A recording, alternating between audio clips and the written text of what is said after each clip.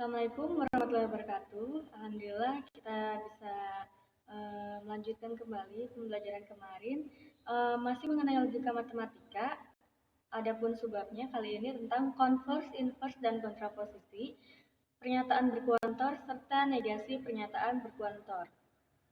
Adapun ke kompetensi dasarnya, yaitu 3.1 menjelaskan logika matematika dan pernyataan berkuantor serta penalaran formal, penalaran induktif, penalaran deduktif, dan contoh penyangkal untuk menguji validitas argumen.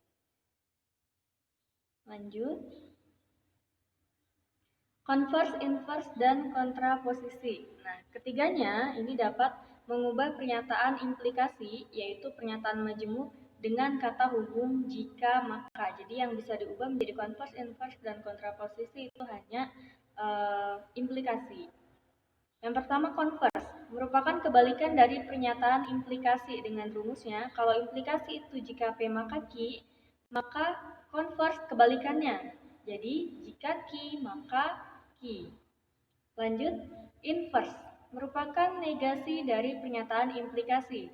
Jika implikasinya P maka Q, inverse-nya itu menjadi negasinya. Jadi negasi P maka negasi Q. Kontraposisi merupakan kebalikan dan negasi dari pernyataan implikasi. Nah, jadi jika implikasinya itu jika P maka Q, kontraposisinya negasi Q maka negasi P. Nah, ini bisa dilihat ya tabel kebenarannya. Contohnya, implikasi jika P maka Q. Jika matahari bersinar, maka hari tidak hujan.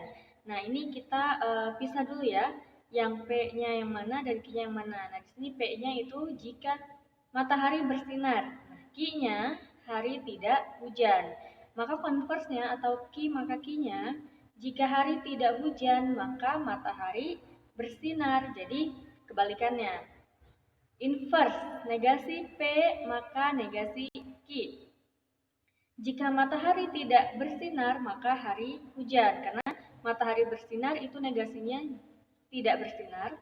Kemudian hari tidak hujan, negasinya hari hujan. Jadi inverse-nya jika matahari tidak bersinar, maka hari hujan. Selanjutnya kontraposisi yaitu negasi Q maka negasi P. Jika hari hujan, maka matahari tidak bersinar. Nah, ini negasi Q ya. Negasi Q-nya tadi hari hujan. Dan negasi P-nya itu matahari tidak bersinar. Jadi kebalikan dan negasinya. Jika hari hujan, maka matahari tidak bersinar. Selanjutnya, contoh yang kedua. Misalkan ada implikasi jika suatu bilangan habis dibagi dua, maka bilangan tersebut genap. Nah, kita pisahkan dulu. P-nya itu bilangan habis dibagi dua. Q-nya bilangan tersebut genap. Converse-nya atau Q maka Q-nya, maka P-nya, jadi kebalikannya. Jika suatu bilangan genap, maka bilangan tersebut habis dibagi dua. Inverse, negasi P maka negasi Q. Jika suatu bilangan tidak habis dibagi dua, maka bilangan tersebut tidak genap. Paham ya? Negasi P. Tadi P-nya bilangan habis dibagi dua. Berarti negasinya itu bilangan tidak habis dibagi dua. Nah, kemudian negasi Q. Q-nya tadi bilangan tersebut genap. Berarti negasinya bilangan tersebut tidak genap.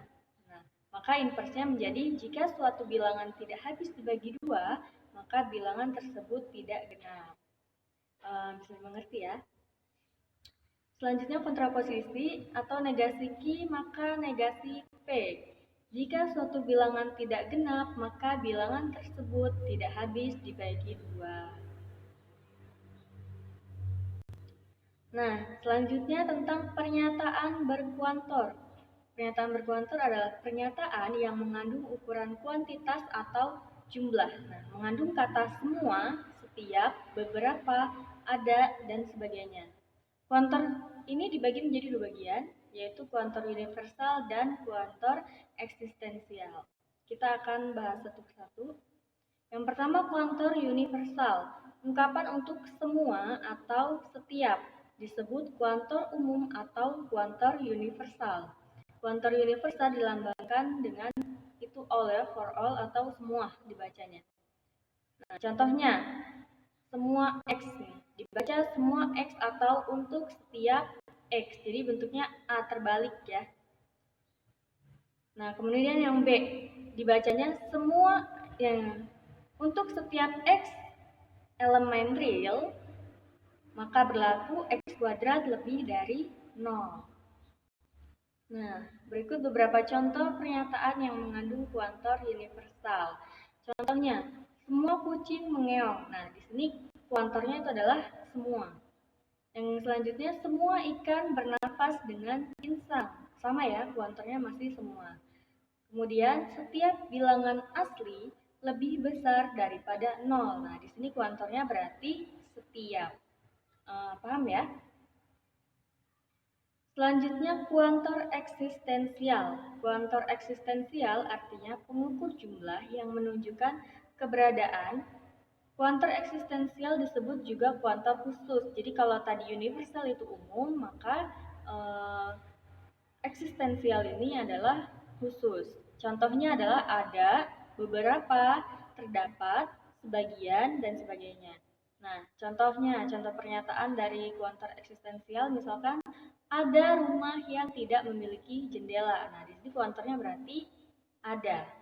Kemudian beberapa gubernur adalah wanita. Berarti kuantornya adalah beberapa.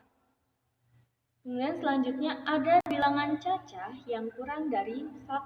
Nah, berarti kuantornya itu adalah ada. Nah, ada beberapa simbol untuk kuantor. Yang pertama itu adalah seperti huruf A terbalik, itu dibacanya semua atau untuk setiap.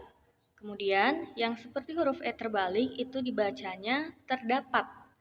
Nah, yang terakhir itu dibacanya sedemikian sehingga.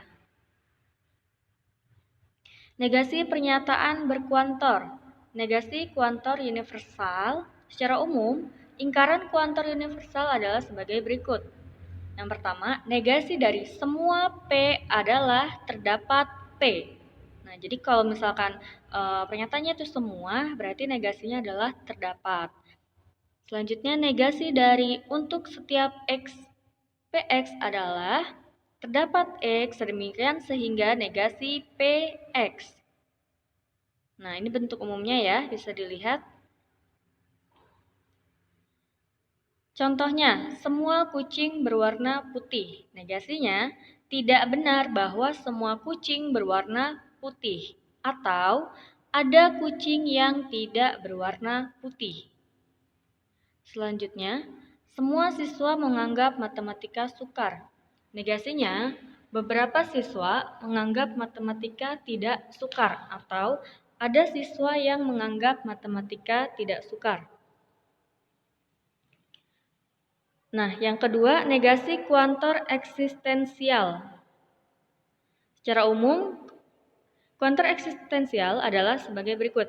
Yang pertama, negasi dari ada atau terdapat P adalah semua negasi P.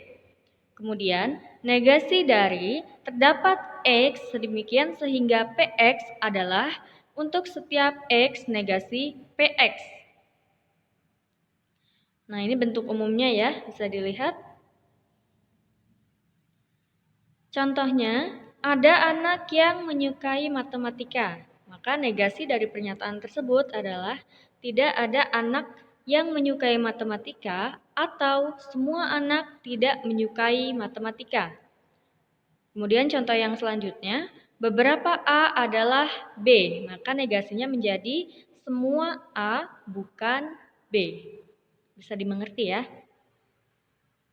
Oke, demikian materi hari ini. Terima kasih. Wassalamualaikum warahmatullahi wabarakatuh.